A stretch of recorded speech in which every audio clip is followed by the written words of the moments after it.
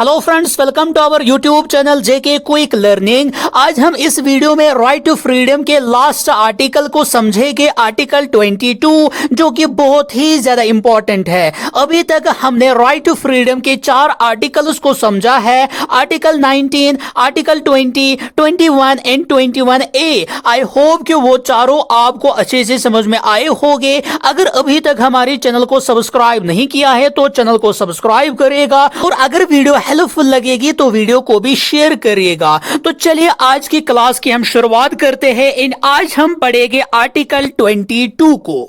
Article 22 क्या बता रहा है? Protection against arrest and detention. Article 22 उन लोगों को प्रोटेक्शन फराहम करता है जिनको अरेस्ट या डिटेन किया जाता है, यानी कि वो लोग जिनको अरेस्ट किया जाता है उनको कैसी प्रोटेक्शन मिलनी चाहिए, वो इस आर्टिकल के अंदर लिखा गया है। क्या क्या प्रोटेक्शन मिलती है वो हमें आगे जाके देखना है। फिलहाल आप यही याद रखोगे, article 22 grants protection to persons who are arrested or detained। Article 22 उन लोगों को प्रोटेक्शन फराहम करता है जिनको अरेस्ट या डिटेन किया जाता है। अब यहां पर जो डिटेंशन है इसके 2 टाइप्स होते हैं।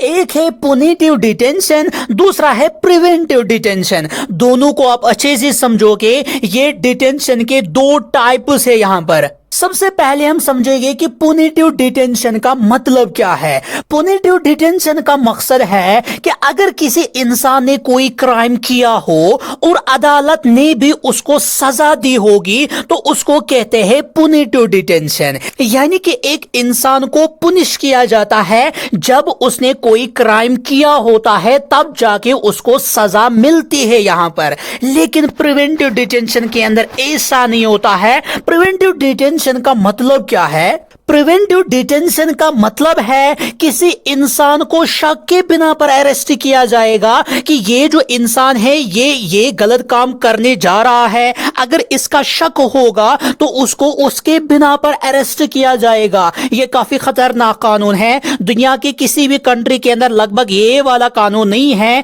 कि किसी पर अगर कोई शक होगा कि वो कोई क्राइम करने जा रहा है तो उसको उस क्राइम से बचने के लिए, वो क्राइम ना करे, वो उसको दूर रखने के लिए उसको उससे पहले ही अरेस्ट किया जाता है। तो यही कहलाता है प्रिवेंटिव डिटेंशन। यहां पर आप देख सकते हो कि इसका मकसद क्या होता है। इसका मकसद ये नहीं होता है कि जो उसने जुर्म किया होगा उसके बिना पर उसको डिटेन किया जाएगा। इसका मकसद ये है कि वो जो क्राइम करने जा रहा है उससे रोकने के लिए उसको डिटेन किया जाता है। यही है प्रिवेंटिव डिटेंशन का मकसद या मतलब आप कह सकते हो। फिलहाल हमने इतना ही समझा कि डिटेंशन के 2 टाइप्स होते हैं। एक होता है पुनिटिव डिटेंशन, दूसरा होता है प्रिवेंटिव डिटेंशन। पुनिटिव डिटेंशन का मतलब क्या है कि जब कोई इंसान कोई क्राइम करता है उसके बाद जब उसको अरेस्ट किया जाता है तो कहलाएगा पुनिटिव डिटेंशन। एंड अगर किसी इंसान पर खाली शक होगा,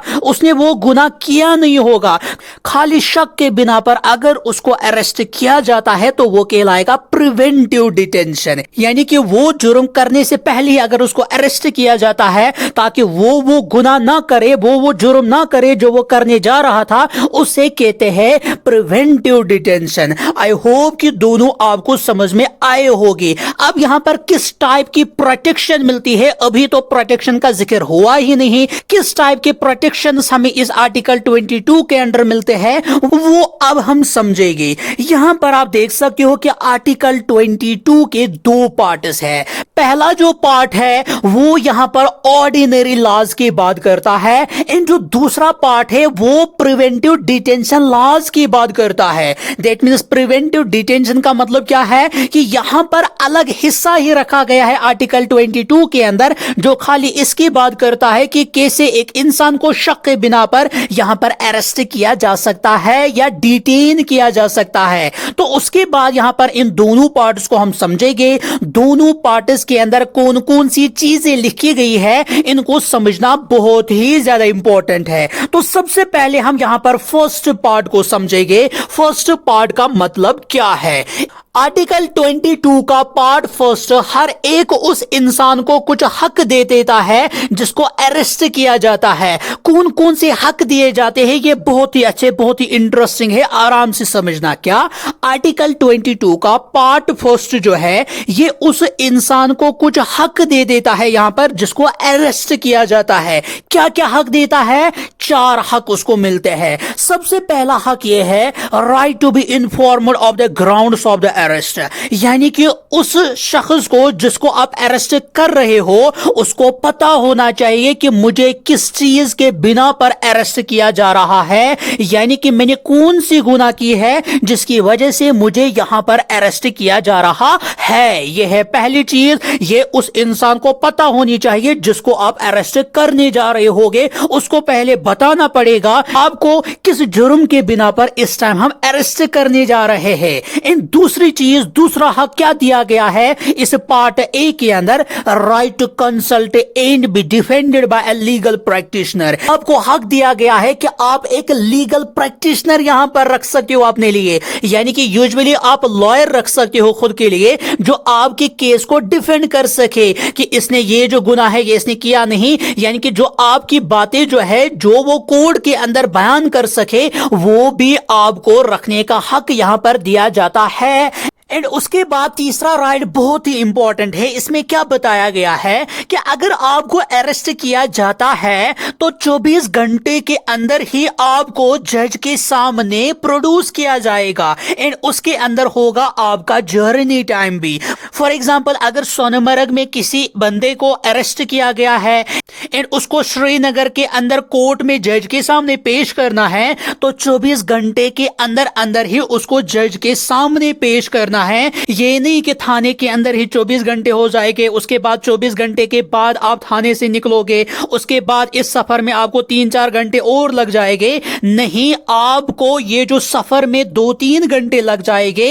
एंड उसके बाद तीसरा राइट बहुत ही इंपॉर्टेंट है। इसमें क्या बताया गया है कि अगर आपको अरेस्ट किया जाता है तो 24 घंटे के अंदर ही आपको जज के सामने प्रोड्यूस किया जाएगा एंड उसके अंदर होगा आपका जर्नी टाइम भी। फॉर एग्जांपल अगर सोनमर्ग में किसी बंदे को अरेस्ट किया गया है एंड उसको श्रीनगर के अंदर कोर्ट में जज के सामने पेश करना है तो 24 घंटे के अंदर अंदर ही उसको जज के सामने पेश करना है। ये नहीं कि थाने के अंदर ही 24 घंटे हो जाएंगे, उसके बाद 24 घंटे के बाद आप थाने से निकलोगे, उसके बाद इस सफर में आपको 3-4 घंटे और लग जाएंगे। नहीं, आपको ये जो सफर में 2-3 घंटे लग जाएंगे ये उन्हीं 24 घंटे के अंदर ही आ जाएगी। ये बहुत ही इंपॉर्टेंट है कि अगर आपको अरेस्ट किया जाता है तो आपको 24 घंटे के अंदर अंदर ही जज के सामने पेश किया ही जाएगा। अब चौथा हक आपको यहां पर मिला है कि 24 घंटे के अंदर अंदर ही आपको रिहा भी किया जाएगा, आपको छोड़ भी दिया जाएगा। अगर ये जो मजिस्ट्रेट होता है यानी कि जो जज होता है अगर वो इसका हुक्म नहीं दे देता है कि इसको आप और ज्यादा टाइम तक डिटेन करके रखो, बंद करके रखो, तो आपको 24 घंटे के अंदर अंदर ही छोड़ा भी जाएगा। यही 4 हुकूक आपको मिले हैं इसी आर्टिकल 22 के पार्ट ए के अंदर कि अगर आपको अरेस्ट किया जाएगा तो सबसे पहले आपको बताया जाएगा कि आपको अरेस्ट क्यों किया जा रहा है। एंड दूसरा हक आपको दिया गया है कि आप यहां पर अपने लिए एक लॉयर रख सकते हो जो आपका केस लड़ सकता है। एंड तीसरा हक आपको दिया गया है कि अगर आपको डिटेन किया गया है तो 24 घंटे के अंदर अंदर ही आपको मजिस्ट्रेट के सामने पेश किया जाएगा जिसके अंदर सफर का टाइम भी इंक्लूड होगा। और चौथा हक आपको क्या मिला है कि आपको 24 घंटे के अंदर अंदर ही रिहा भी किया जाएगा अगर आपके खिलाफ कोई सबूत नहीं होगा जिसके बिना पर आपको अरेस्ट किया जाएगा। अगर उसका कोई सबूत नहीं होगा, कोई भी चीज नहीं होगी, कोई दलील नहीं होगी, कुछ भी नहीं होगा, तो इसका मतलब यह है कि 24 घंटों के अंदर अंदर आपको रिहा भी किया जाएगा, छोड़ भी दिया जाएगा, तब तक जब तक ना मजिस्ट्रेट ये कहेगा कि नहीं इसको और टाइम तक आप डिटेन करके रखो, बंद करके रखो। एंड उसके बाद यहां पर हम देखेंगे पार्ट सेकंड के अंदर क्या क्या बताया गया।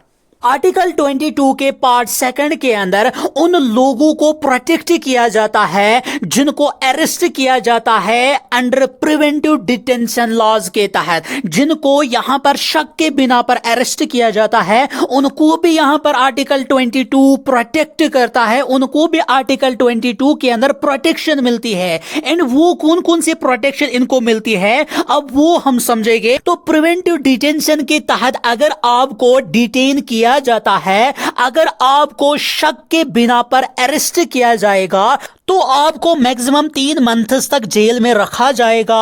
अगर इसको एक्सटेंड करना होगा 3 मंथ से ज्यादा तो एक एडवाइजरी बोर्ड बिठाई जाएगी और उसमें हाई कोर्ट के जज होंगे और वो एडवाइजरी बोर्ड बताएगी कि इस इंसान को 3 मंथ्स के बाद डिटेन करके रखा जाएगा या इसको छोड़ दिया जाएगा। ये बात कही गई है इसी आर्टिकल 22 के पार्ट सेकंड के अंदर। क्या कहा गया, फिर से मैं रिपीट करूंगा कि अगर आपको शक के बिना पर अरेस्ट किया जाएगा तो आपको मैक्सिमम 3 मंथ्स तक ही जेल में रखा जाएगा। अगर इसको एक्सटेंड करना होगा तो एक एडवाइजरी बोर्ड बिठाई जाएगी और उसमें हाई कोर्ट के जज होंगे और वो एडवाइजरी बोर्ड बताएगी कि इस इंसान को, इस पर्सन को 3 मंथ से ज्यादा अब डिटेन करके रखना है या इसको छोड़ देना है। वो यहां पर यही एडवाइजरी बोर्ड तय कर सकती है। उसके बाद नेक्स्ट हक क्या दिया गया है उस इंसान को जिसको यहां पर प्रिवेंटिव डिटेंशन लॉज के तहत अरेस्ट किया जाएगा।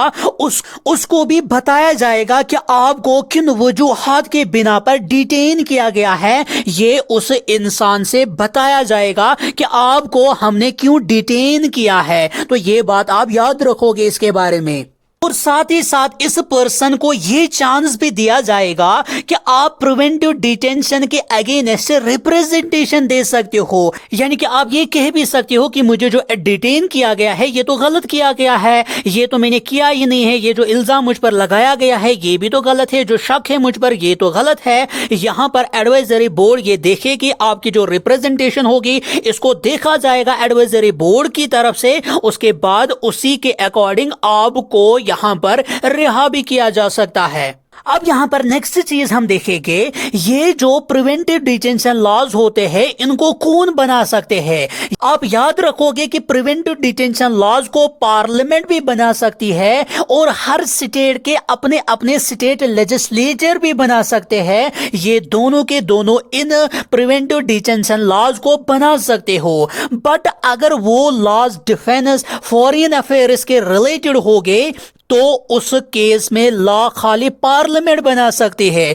और अगर पब्लिक ऑर्डर को मेंटेन करने के लिए कोई कानून, कोई प्रिवेंटिव डिटेंशन लॉ बनाना होगा तो उस टाइम जो पार्लियामेंट है वो भी ये कानून बना सकती है और साथ ही साथ स्टेट लेजिस्लेचर भी ये कानून बना सकती है। तो याद रखोगे, कभी कभार एग्जाम में पूछा जा सकता है कि बताइए कि ये जो प्रिवेंटिव डिटेंशन लॉज है इनको कौन फ्रेम कर सकते हैं। दोनों के दोनों इसको बना सकते हैं, पार्लियामेंट में भी बना सकते हैं और साथ ही साथ हर एक स्टेट के अंदर जो स्टेट लेजिस्लेचर होती है वहां पर भी प्रिवेंटिव डिटेंशन लॉज को बनाया जा सकता है। बस यहां पर जो मैटर्स यहां पर फॉरेन अफेयर्स के रिलेटेड होंगे, डिफेंस के रिलेटेड जितने भी अफेयर्स होंगे, जितने भी कानून बनाने होंगे वो खाली पार्लियामेंट ही बना सकती है। बाकी जो पब्लिक ऑर्डर के रिलेटेड जो भी लॉज बनाने होंगे वो यहां पर साथ ही साथ स्टेट लेजिस्लेचर भी बना सकती है और उनको भी पार्लियामेंट भी बना सकती है।